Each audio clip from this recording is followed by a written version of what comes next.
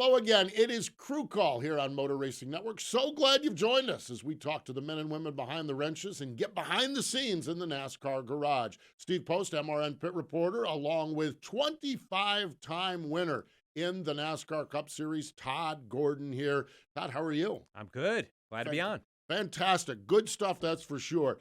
Daytona 500 week, the 64th running of the Great American Race, the Daytona 500. You won it back in 2015 with Joey Logano. What is this week like leading into the Daytona 500? It's just trying to cover all the bases and make sure the T's are crossed, the the I's are dotted.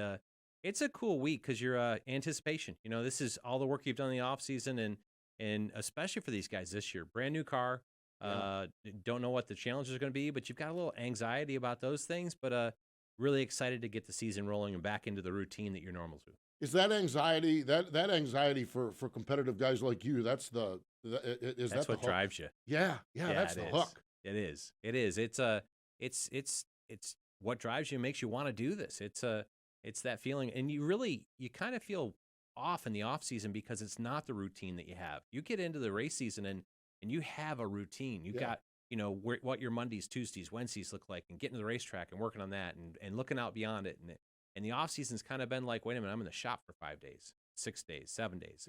And how do I get back to my routine of being here 3 to 4 and then get to the racetrack? So cool to get back down there, see all the people again, get back in the gist of things, and smell some race gas and have some competition. That's the other thing. Now we had the clash out in LA, but I always love, and one of the things I always kind of cover in one of our practice shows, it's the first day of school feel.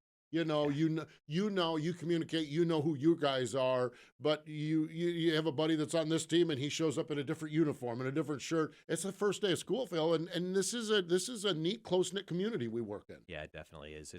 That's the biggest thing I miss about not being part of it is not being in that mix and still having all those friendships, because it's your family away from home, and you actually spend more time with these people, these 40 teams at the racetrack than you do with your wife and your kids. So a lot of relationships, and you get to see where everybody's moved to and what they've done and catch up with the things that they've had in the off season. Well, the good news is you won't have to wait long, because we're going to put you to work at Auto Club. Yeah, we'll take you out there next week to Auto Club and get you back in your neighborhood there. Yeah, definitely. In fact, I'm going out today early to make sure that I'm there for practice and qualifying. I want to see how that all works out and catch up on a few of those relationships. So be pretty cool. Looking forward to it. Fun stuff, that's for sure. We're going to have a great time here on the program today.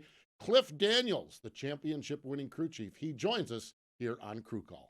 NASCAR Coast to Coast is a show dedicated to spotlighting the short track community across the country. Whether it's late models out west or modifieds in the Northeast, this show has it covered. Hosted by Chris Wilner and myself, Kyle Rickey, NASCAR Coast to Coast offers insightful interviews and fun deep dives into the what, when, why, and hows of grassroots racing in America. Offering a new show every Thursday on the Motor Racing Network's YouTube channel.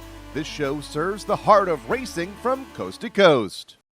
Welcome back. It is Crew Call. So glad you joined us, and so glad joining us here as we head into the Daytona 500, our reigning championship-winning crew chief from over at Hendrick Motorsports, that is, Cliff Daniels is on the line. Hello, Cliff. Welcome back to Wing Nation. Hey, guys. Thanks for having me. Happy New Year, and good to see you. And I just said Wing Nation. That's our sprint car say. show. I said Wing Nation. Yeah. Well, you're a sprint car guy too, Cliff. So you get that. That's for sure. This is Crew Call. Yes, it is Crew Call. Crew Call for sure. Cliff, the championship season, the off season. Did you have a little opportunity to reflect on it, to savor the accomplishment from last year? I can honestly say no, and I hope that I don't regret that one day. Todd knows how it is when you have a season like that. It's great, but then there's always rule changes. There's always something new that comes along, and our off season was completely consumed with all things next gen, coupled with my wife and I had our second child, baby boy born December 6th. So any thought of having truly time off or time to savor the moment was gone pretty quick, but. All good. Very thankful for all the things that happened last year. I had a great off season, busy of course, but ready to get going for 2022. Yeah, I can't imagine adding on to the stress of this off season and having another child into the family. That's congratulations to you guys on that one. But it makes for more sleepless nights, I guess. Hey, question for you here. You and Kyle both had some success individually before last season happened, but the pairing of the two of you, I mean, was incredible, and what you were able to accomplish. What what led you guys to be that successful in that? Where did that come from? I think it was kind of years in the making for my background, for experiences that I had, experiences that he had in the last few years. And I think you've probably seen this a lot in the Cup Series. Not only is it just the driver, the crew chief, but I give a lot of credit to our team and our crew, because when you get a group of people together where yes, we have a lot of youth on our team, but everybody has such a good attitude, such a good work ethic, that it probably made me look better than I actually was. It made Kyle look better than he actually was, because we had the depth within our team. Individually for me, there was good years in the past with Jimmy that I was able to learn from those great moments of working on that team, with Ian, with Chad, of course. And then we also had some really trying years, and those tough years, I think, built as much character in us as any other year. So, we had to learn how to win, as champions, had to learn how to lose as champions, and all the difficulties that can come with that. And then, for Kyle, he had some amazing years of racing the last 2 years, almost outside of NASCAR, because of what happened that within NASCAR was, a black eye at the time, and he had to kind of earn his way back and prove his way back. So we both kind of had a taste of success, and we had a taste of some really tough reality checks, and some things that could kind of knock you down that we had to learn from. And our team saw a lot of that, got to experience a lot of that. So the guys that we've had on our team for a little while now, they learned it too, and they got to experience it firsthand. So really across the board, we kind of had this level of racer mentality, take it week by week, be a student of the game. When you're high, don't get too high. When you're low, don't get too low, and just work together and just go race. And looking back on it now, I can kind of articulate it like that. In the moment, it's kind of like, man, this is cool. Don't really know what's going on here. We'll try to keep it going. But I really think, the way I described it was kind of what went into, how we work together, and the way our season. Cliff, was there a time during the early part, the mid part, you had that run of top two finishes? Was there a time during the season where, and it was weird because we started with no practice, not a lot of time together. Was there a time when all of a sudden you were just like, oh, baby, we have got something here that is really, really good?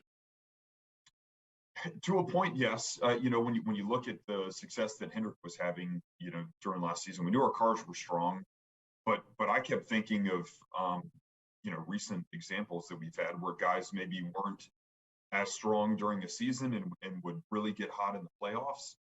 And so my fear was kind of losing the edge as the season went along. So, I'm not going to say we did anything crazy to go push ourselves to continue to sustain the performance and the results. But, when you look at the year that Todd had, I guess it was 2018 when, you guys won, you guys got hot, especially in the playoffs. And at the end of the playoffs, you won a handful out of the last few races. Had an amazing race at Homestead the year that you guys won it. Like, I'm sitting here thinking in the back of my mind, okay, we can have an amazing regular season and still come home short of the goal, because it's the Cup Series, for crying out loud. There's guys across the garage that, certainly are going to put their best foot forward in the playoffs. Everybody is. And if you're not sharp and you're not where you need to be, then that, mid-season success may not accomplish everything you wanted to. So yes, I was happy for the summer that we had, and that string of races that we had. But the whole time in the back of my mind, I'm like, what can we take away from this right now that we can either put on the shelf and keep for the playoffs, or what can we learn from just to sustain where we are to keep it going? So I really tried hard not to get too, content or even just, happy with what we had going on, because I'm like, man, and even the 9 last year, the 9, during the regular season was okay. They got in the playoffs and got hot. What's going to be coming if we don't stay on top of our game? That was kind of my mentality. So hopefully that answers your question. Yeah, it does. And you look at, just recent history, look at the four car, had a similar season year before, where they had Right. multiple wins and didn't end up making it all the way through. You guys actually capitalized and continued your momentum all the way through. Kudos to you guys with that one. Any takeaways from the Clash that have you excited or concerned about short track racing this year? Takeaways, I would say on the excited side of the question, I think these cars are going to be really good short track cars. Once we get a brake package under Larson, that he's going to be a little more comfortable than what we had with him at the Clash. The cars have a lot of potential. They're a lot bigger brakes, a lot bigger calipers. So just naturally having, I think, brakes sized to the mass of the car and what we're asking these heavy stock cars to do is awesome. I think the way the cars held up under, contact and all the short track racing circumstances that we like, the cars held up great. The bodies you won't necessarily be able to reuse, but there were some hits that we took in the Clash that candidly with the previous sheet metal bodies, I don't know that we wouldn't have had a flat tire or multiple flat tires. I don't know that we would have been able to fuel the car because we took a pretty big impact in the left rear quarter panel, and it kind of bowed in and popped itself back out. The fuel neck and everything was fully intact, so that was great. The racing was great. The tires held up really well. All the things that you want to see from a good short track package. The concerns, kind of like I mentioned, we weren't totally comfortable with our brakes, so that's homework we have to do. And then we saw, the couple failures with the 8, the 14. I heard of a couple other issues maybe that kind of were in existence out there that guys had to deal with. So there's always going to be learning curves with, a new car, bugs that you have to work through. I'm sure as an industry and as a sport, we will quickly. But those would be my two kind of takeaways, good and bad. Yeah, definitely. Another one, just talking through the cars and where there's been talk of some feedback, how much different the feedback is in the rack and pinion steering. Can you elaborate on that? And do you feel like that's stuff that you just got to sort through? And is there tire interactions with that or anything? There's just been talk about that. Can you kind of build off that? Yeah, for sure. So the kind of the initial tests at ovals, there was a lot of, mixed feedback on the steering being too quick. Maybe the car was light. So it took us a little while, kind of as an industry to understand, okay, is there something in car handling at a very fast track that's making the drivers, have these comments about the steering, or is it a steering issue itself? Worked on both of those, a little bit of work on steering, a little bit of work on aero. I guess I would say the Charlotte Oval would be the case for that. Got that in a really good spot. Then, as an industry, we learned at the Charlotte Roval test how there were issues with the internal, power steering pressure, the way the valves inside the rack system were opening and closing and kind of oscillating. So that's where we had a lot of, really, I would say, concerning issues at the Charlotte Roval. Took another step in working through that, got that better. Will that increase the internal pressure of the entire power steering system? So teams have been working to get some of that back down and get the weight or the feel of the wheel a little more reasonable for the drivers. So I guess really there's been kind of 3 big iterations in what it's taken to get to the point where, from what I understand, all of our teammates and our own experience with Larson at the Clash, he said the steering felt great. It was in a good spot, and you kind of go through a big swing of the ask on the power steering system at a place like the LA Coliseum, because mid corner RPM is very, very low. So you don't have a lot of assist from the engine, just from an RPM, speeding up the pump standpoint. Then at the end of the straightaway, you're 8,800 RPM, so you're full RPM at the end of the straightaway. So it's kind of the full ask on the system at a place like that. And ours held up well. Our teammates held up well. I didn't really hear any other issues from other guys in the garage. So I think we hopefully, fingers crossed, check that box. When we look at this next gen car, and there's a lot of details, and you guys have just talked some about some of those details, one of the larger issues with it is just overall inventory of cars and what you guys have, and working with NASCAR on this. With Daytona right in front of us here, and the potential to lose a couple of race cars at Daytona. I'm fairly confident you guys run the Daytona 500 just as hard and aggressive as always, but does it impact the way you practice, the dual races? Is there something in the back of your mind that you as an organization have to keep in mind at Daytona? Yeah, without question. I think a lot of us, under a normal circumstance of car inventory, would probably do more drafting before qualifying, just to kind of get the data point of, how is our car going to be in the duels, and then how can you adapt your qualifying setup to not completely get rid of all drivability for the duels. And now we're probably going to be very limited in any drafting that we would do in practice prior to qualifying into the duels. And even within the duels themselves, yes, you want to get the best starting spot that you can. You want to get the best pit pick that you can as a result of, a good finish in the duel. But we just can't take unnecessary risk. We can't go be as aggressive maybe as we've seen some years at the duels. At least I hope we aren't. It has been, a topic here within Hendrick Motorsports. Larson and I have talked about it a couple of times, and making sure we just don't put ourselves in a bad spot. You want to be able to take your primary car into the 500 always, but more than ever this year because of limited, parts, supplies, cars, all those things. Yeah, and building off of that, it sounded like at the test, seems like this car may have a little more opportunity to tandem. Do you think that that's going to affect the weekend and I mean the 500 explicitly, because you talk about being a little more conservative, and I would think most will be conservative through the duels. But how do you see that it'll impact the weekend? Yeah, I think it is absolutely going to, especially towards the end of a stage, towards the end of the race, of course. I kind of heard secondhand some different conversation drivers were having, knowing how and when to use the tandem naturally. It's been a little while since we've seen, I think, this amount of emphasis on what the tandem can do. I know NASCAR's had a little bit of concern with it. Obviously, we'll see how it plays out, in a real race scenario versus what they had at the test. But even at the test, we saw that the tandem was there. I think the end of a stage could get pretty crazy. Guys trying to go for stage points and hooking up for a lap or two, and then you'll get multiple, subsets of guys hooking up like that.